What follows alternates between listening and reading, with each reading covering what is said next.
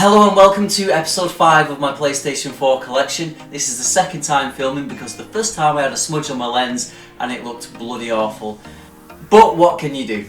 I need to get this out, so I'm just going to bang it out right now. So if I look like a bit dejected or something, it's because it's the second time I've said all this. Just kidding, sort of. I just want to start off by saying really that I'm kind of like blown away by, I know in the grand scheme of things, my YouTube channel is absolutely tiny. I think at the moment I've got like 28 subscribers. I think about like 2,500 views overall, but for me that is like amazing. I never even expected to get 1 subscriber or anything over 10 views. So yeah, I just want to say like I very much appreciate every like, every comment, every view, every subscription. It's amazing. I'm really new to YouTube, so well, obviously as you can tell I've not got like the best setup in the world. I'm hoping to improve it over time, but just the fact that people are willing to kind of take a little bit of time out of the day and just listen to me waffle on about stuff is like, yeah, it's quite flattering really, to be honest. So yeah, thank you very much for that. I did kind of say to myself when this all started out that for every view I get, I'll shave a hair on my head, and well, as you can see, I've lost a lot of hair. But you know what? This is what marginal success looks like. But without further ado, let's get into the games. We've got another 5 games today. A couple of them I have just briefly touched on in the past but not shown any gameplay, so that's why I'm showing them again now.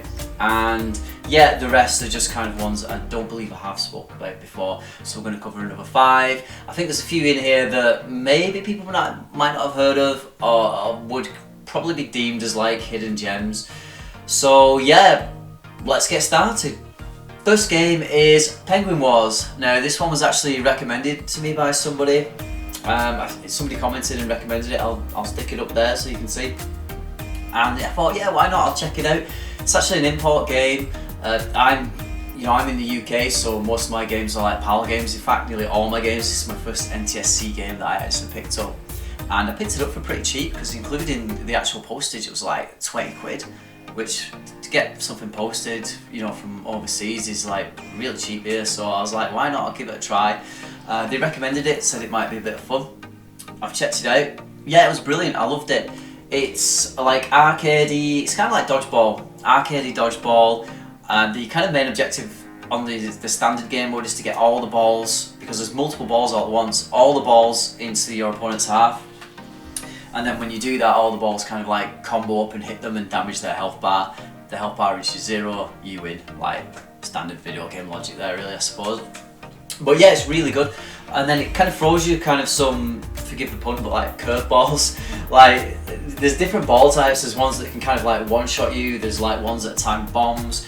There's ones that like in the middle of the arena and you have to knock them towards your enemy, and they're also bombs that just instantly explode if you kind of knock it to your enemy's opposing side. And what I mean when I say by knock it is that when you throw your ball, if it collides with anything as it's going over to your enemy's side, it'll either bounce back or knock that back. You can do different kind of shots, like power shots, so that, you know, if you take a bit more time to kind of throw the ball, you can power it down, which means that they can't deflect that shot. But on the flip side, you're taking longer to put your ball over there, so they could be firing over more balls in the meantime. So it's like kind of a risk-reward mechanic. You also have special abilities. I believe the best one I found, well, so far playing, I've just played a couple of hours, but the best one I found was the Penguin has like this little laser force field that it's up for like 2 seconds and bounces back enemy balls. It sounds like it wouldn't be that effective, but use it at the right time, it's like an absolute game winner. The only thing I haven't done yet with this is play online or play with a friend, but I can already tell that like it would be a good laugh playing with your friends. So I'm definitely going to give that a go at some point. Hopefully next time my friend's around and you know it's allowed and everything. We'll be giving that a go, and yeah, I'm looking forward to it. So I mean, at the moment I don't think I've played enough to really kind of give it an official seal of approval or anything, but yeah, it's definitely a lot of fun, and I would recommend picking it up, especially if like you're over here in Europe, because I think it's one that like not many people are going to have that on the shelf. In fact, after picking this up, I'm going to pick up some more NTSC games for sure. So yeah, that's Penguin Wars. Okay, next game is Talked about this one before, Yakuza Judgement. Now, if you know the Yakuza games, you've already got a pretty good idea of what this is, but just for people who don't, I'll kind of just roughly break it down. You're running around the city, I think it's like in Japan, I can never remember the name of the city to save my life, even though I feel like I know it, it's just not on the tip of my blooming tongue now. This one, I think most Yakuza games now have been translated into English, this one's in English. But you can, voices in English and Japanese, text in English. Now this one's a little bit different because you actually play as like a disgraced detective rather than an ex-Yakuza. So you kind of like come in at the story from a different angle, and really I would say, at least so far, I've played about 40 odd hours, and I would say this is like standalone. You don't really have to have played any of the other Yakuzas to do this. But one of the best things about this game is just the variety of stuff you can do, and that kind of goes for all the Yakuzas. You can go in the arcades, you can play a lot of the Sega arcade classics. I think it's like Virtual Fighter 5, Fighting Vipers. I think it has Space Harrier, Puyo, am I saying that right? There's like this version of like House of the Dead. You can play darts. There's so much stuff you can do. It's really fun, and you kind of unlock it as you go along in the game. Like a lot of the stuff, this is really a game you have to kind of stick with for a bit, and then as you keep going, you're like, oh, I can do this now. Oh, I can do this now. And some of the stuff literally only unlocks about 30 or 40 hours in. I'm still unlocking stuff now as I'm playing, and I'm like, oh, well, I can do this as well. So yeah, it's a very rewarding game, like dependent on the amount of time you're willing to invest into it. There's also, in fact, some of the other things you can do, and one of my favourites is the drone racing. You can race around the city, upgrade your little spy drone that you also kind of use in some of the story missions. And there's also like a VR mode. You put on this VR headset and you're kind of like playing this board game, like rolling these virtual dice and landing on certain spaces, and then you have to do certain challenges in those spaces to kind of simplify it anyway. But you can see in the video, like at one point they give me like a laser gun and I've got to take out all these enemies. There's other parts where you have to fight a tiger. There's other parts where you have to do so much damage to like so many items in a certain amount of time. It'll challenge you to kind of use certain weapons, certain fight styles. And there's just other like little other mini games you can do, like lock picking. I think some spaces just give you a prize just for landing on the space. Others have negative effects. There's a space you can land on to go into this like kind of special mode where you can make loads of money. And there's another space that kind of like does the opposite of that. Like I can't remember what it's called now off the top of my head. I'm a little bit rusty with that because I've not played the VR mode for a little bit. But there is some in the gameplay there. And on top of that, like, there's all this kind of fun, silly, goofy stuff, but on top of that, the actual main storyline is really good. Like, there were points in the storyline where everything came to a climax, and I was like, oh, I was just like invested in it. And I think I've said before, like, stories in games don't really hook me too much. I don't know if I've just got like older and a bit more like and it just takes a lot more to kind of get me invested. But this actually got me invested. Like, there was real climax points where I was like, oh my god, what's going to happen now? And yeah, like, I've not felt like that with a game for quite a while, so this one definitely gets the seal of approval. So I always laugh every time I try to. But yeah, it's awesome. Like, if you're into Yakuza, definitely pick it up. If you've never played Yakuza before, definitely pick it up. Like, you won't be disappointed, and you know, even if you don't like it, you can always resell it if you've got it physical, you know what I mean? This is such a little different game in the Yakuza series. I feel like in time this will be like really like coveted as like a great game. But all the Yakuza games are great, what am I talking about? Anyway, right, on to the next game, let's get moving. I'm trying to cut these videos down and do them quicker, so I'm just blasting through it. Right, next one, okay. This one is another game that I absolutely love, so I'm already going to give this one the seal of approval. Final Fantasy X X2 HD Remaster, amazing. If you can get it on Vita as well, get it on Vita. Only drawback to the Vita is X2 isn't on the cart, but you get a download code for it. I think the Vita store's closing soon, so if you can get it downloaded, just do it now, get it done. For me, X is great, platinumed it. X2, so close to the platinum, but bloody hell that is a hard platinum. I'm so close though. I beat all the big bosses I need to beat, I just need to 100% in the game. But 100% in the game is like, oh, you didn't speak to like Bob the hobo, who was like hiding behind the trash can when you ran past him in that mission, where he was totally freaking irrelevant. Oh well, you can't get the 100% now, you're gonna have to play through again. I'm like, what? I was trying to do it all in one playthrough, but yeah, and the feeling when you find out, you're like, oh, I didn't speak to Bob. It's really annoying. But it doesn't take away from what a good game this is. And plus, even if you do have to play through it twice, which to be fair, the 100% is kind of kitted out for you to play through it twice. That was their intention. So I think that's why it is so difficult to get the 100% in one playthrough. But on the second time through, you unlock other characters. You can play as, I'm going to butcher this now because I think everyone says this differently. Tidus. Play as Tidus, Lulu. Well, I say play as, like, you're using them like, you can't actually directly command them, because that links in with the other thing I was going to say. You can't actually command them, but they're kind of like creatures that you capture, because in this version of the game, there's like the creature arena where you can catch all the monsters and bosses, and you can use them in battles, in little arena battles, or you can use them in the main story. You don't even have to use the main characters if you don't like the main characters.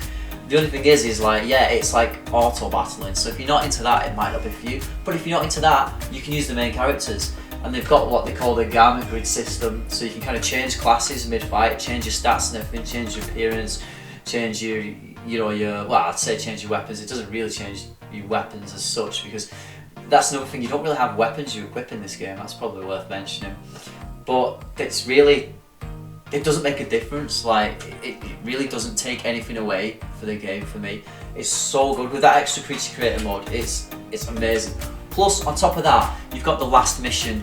I think that was originally DLC or something, but it's in this version of the game, and it's basically like, if you think Pokemon Mystery Dungeon, you know, like one of these, you're moving over the spaces and the enemies are moving at the same time. It's like turn-based, and like, if you die, you go back to the beginning. They've got that. It's absolutely solid. You got to go through this tower, 80 levels in this tower.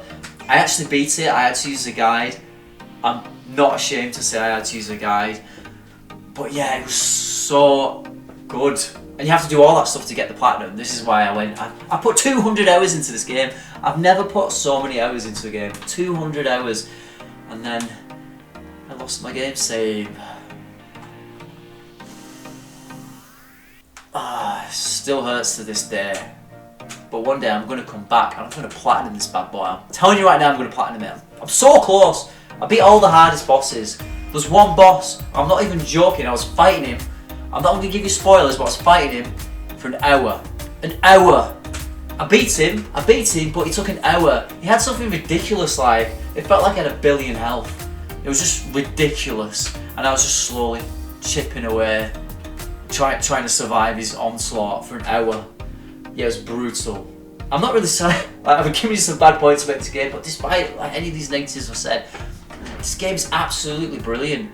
It's one of the best Final Fantasies in my opinion now. A lot of people will probably disagree with me, but it's really good. It's just so unique and different, and the combat system just like really flows and is fluid. I just love it. It's great. It's great. I mean, the only thing I would kind of say isn't as good in this, because I'm talking about all the extra modes and stuff, which is for me, if it didn't have any of those extra modes, I'd be like, if I'm being honest, I'd be like, oh, it's not that good. I mean, the combat system's good, but the actual story kind of sucks. I'm not a massive fan of the story. Sometimes I don't even know what's going on at points in the main story. What is good about X2 is all the additional features that you get with this version of X2. Like the last mission, the creature creator. I spent hours on both of those. Absolutely amazing. Yeah, so that's that. I didn't talk about Final Fantasy X because I feel like a lot of people already know about that. I platinumed it. You can sink tons of hours into that as well. But for me, this, if you're into RPGs, absolute no-brainer this game. Okay, next game. Hey, we're flying here. I think we're at 15 minutes. We're actually making some decent progress. Next game, Mad Max. Talked about this one before. If you think along the lines of, you know, like the Arkham games, the way Batman fights, more like the Arkham Knight where he's got his Batmobile. If you imagine that, but you level all the buildings and it's just all sand, that sounds really bad. But actually it's not that bad. Yeah, like unfortunately on this one, I lost my game save again. I don't even know how that happened this time round, but yeah, I did. So I had to kind of like, I started recording, but then I recorded like hours and hours because I wanted to get further into it where I could kind of show like some of the key features. One thing I will say about this game is one of the best things that I noticed, and it reminded me of when I played it, is that if you're somebody who kind of likes getting platinum trophies or just likes collecting everything there is to collect in a game, this is a good game for you. Because every area you're in, it will say like, oh, you've got 9 of 10 collectibles, or you've found 4 out of 5 of this whatever item. You know when you've completely pillaged an area, and even if you haven't completely pillaged an area, you don't need to stress about it. You can move on and you can come back another time because your map will tell you, oh, you missed something here. So if you just want to experience the story and then come back and finish everything else, you can. And for me, that's like really good game design. It's absolute no-brainer game design, but unfortunately a lot of people won't do it. But yeah, in this game they do that. It's really good. You can upgrade your car, different paint jobs, so many different like upgrades you can give it. I tried to show a bit of car gameplay, in the game when I'm playing it there. The combat, yeah, it's very similar to the Arkham series in its actual mechanics, but I've mentioned before that the way you fight is a bit more brutal. It's not really as athletic as say like Batman. To be fair, if it was, that would be a bit ridiculous. But after you kind of get your combo to a certain amount, you go into what they call Fury mode, and then you just like body slamming enemies, you're stamping on their heads, you're doing all sorts of brutal stuff to them, and that really like kind of makes up for the lack of athleticism, if you ask me. You can also pick up knives and like just stab people brutally to finish them off. Any weapons that kind of lie around, which is brilliant. Batman never does that. Not that there's anything wrong with Batman. Batman's awesome, but like, yeah, you don't really see him like stabbing people with knives, and you get that out of Mad Max. So if you want something like a little bit more brutal than Batman, and let's be honest, Batman's pretty brutal, then yeah, Mad Max is for you. Now, one of the highlights I would say is the car driving segments as well. You've got like this little harpoon gun. I say little, it's actually huge. You can like tear down structures with it, pull the drivers out of the car, rip the wheels off the cars. You've got like a little side shotgun that if someone's just doing your head, you can just one-shot them. It does have a limited ammo, but you upgrade it as you go along. Just like you upgrade Max, you upgrade like his weapons, his armour, like get like reinforced jackets and stuff. You can get like knuckle dusters for him. I didn't get to that point in this gameplay, but previously when I played it I did. And obviously, as you'd expect, knuckle dusters increases damage. But you can even customise like his beard and his haircut and everything. So yeah, you can really kind of like customise it to look the way you want it to look. And yeah, there's tons of abilities to upgrade. I just think it's really good. It's a really good game. Now, like I said, I have played more of it. I'm not going to give it the seal of approval because I've not really, like these previous games I've given it to, I have sunk like a lot of hours into. I don't know if I mentioned it there earlier, but I sunk 200 hours into Final Fantasy X2. So I feel like I'm in a good position to pass judgment on it. And Yakuza Judgement, I put 40 hours into that, and I absolutely love them to bits. So they get the seal, no questions asked. Mad Max is definitely a good game. I have no doubts about that. I would recommend it to you. It's one of those games that does go under people's radar, and you can still pick it up like super cheap at the moment. So just pick it up, because I think as time goes on, people are gonna like look back on this game and kind of miss it. I'll be like, wow, like we really didn't pay much attention to that, and it was actually pretty good. So yeah, if you can pick it up cheap, definitely do it, and you will be able to pick it up cheap. I'm pretty certain of that, at least at the point this video is being made anyway. But yeah, that's Mad Max. And on to our next game, which is we've got quite a variety of games today. Actually, look at it. We've got some open world apocalyptic thing, Mad Max, X2 Remastered, Judgment, Penguin Wars, and now we've got Earth's Dawn. Now this one, showing the gameplay is probably the best way I can really show what kind of a game it is. But it's like, you think like anime kind of, the graphics are really nice. It's 2D anime art style, futuristic. You can. One of the best things about this game, I'll say, the thing that I like about it anyway, is that you can change your equipment, customise your weapons. If you like the ones you've got, you can upgrade them. If you want different ones, you can change it. And it looks different, it looks aesthetically different on your character. The only thing aesthetics-wise that doesn't have a lot of variation is your initial character creation, to be honest. You pick either male or female, and there's like, I think there's like 8 or 10 different heads for each. But it's not really a deal breaker. I mean, later on you can get accessories to customise yourself even more. I believe later on, I didn't get to it at a point in the gameplay, but you can actually change your armour and stuff like that. The way you kind of level up is you collect like these kind of blue fragmenty pickups on the map, and they kind of increase your character's capacity to hold more different variety of skills. And the way you upgrade your skills is actually quite unique. It's, so say like you pick up, let's give you an example, you pick up attack +1. It's not attack +1 all around, you have to link that attack +1 to a specific attack. And when I say specific attack, I mean like, let's say you've got a 5-hit sword combo, you could link it to hit 3. So then the 3rd hit does extra damage, rather than now that sounds rubbish, but when you add on the fact that in this game there's something called tech damage. Now tech damage is damage that you do to like the enemy's guard and the shield. And really with the tougher enemies you need to do that first before you can really start attacking the health. So you can get tech damage upgrades as well. Now if you think, let's say you first hit 1 and 2 of your sword strike, you do loads of tech damage, break the shield, and then you can have hit 3, does the health damage. So if you're smart with it, you can make some really efficient combos and effective combos for taking down bigger enemies. You also have a gun as well as a sword, you'll see in the gameplay. The gun is quite weak, but it generally does more tech damage than the actual sword. Now as you upgrade your sword, you can kind of upgrade it to be one that does more tech damage at the cost of maybe a little less power damage. So you still have kind of like some choice in the way that you play. Now, from what I've seen, there isn't a block button, there's like a dodge dash button, which is kind of effective, but you'll see from the gameplay, I was struggling with it at first. The combat is a little bit, I don't want to call it stiff, but I call it rigid. It's very like up, down, left, right, you know, and at points like if I dash past an enemy, and then I was pressing like, say I dash past them and they're on my left hand side, I'll press left and attack, thinking I'm going to turn around and attack, but I just find my character was attacking in the wrong direction. So felt a little bit clunky in places, I'm not going to lie. I had to kind of consciously say, right, I'm going left now, right now I'm attacking. And it kind of got like me a little bit of time to get used to that. But once you do, you can actually, you'll see later in the gameplay, I do kind of get the hang of it a little bit more. One of the good things is you have like loads of jumps, like multi-jumps you can do in the air.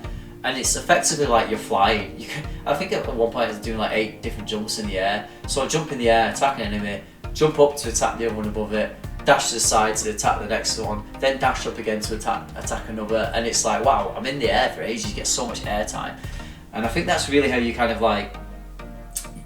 take advantage of the combat system, I would say.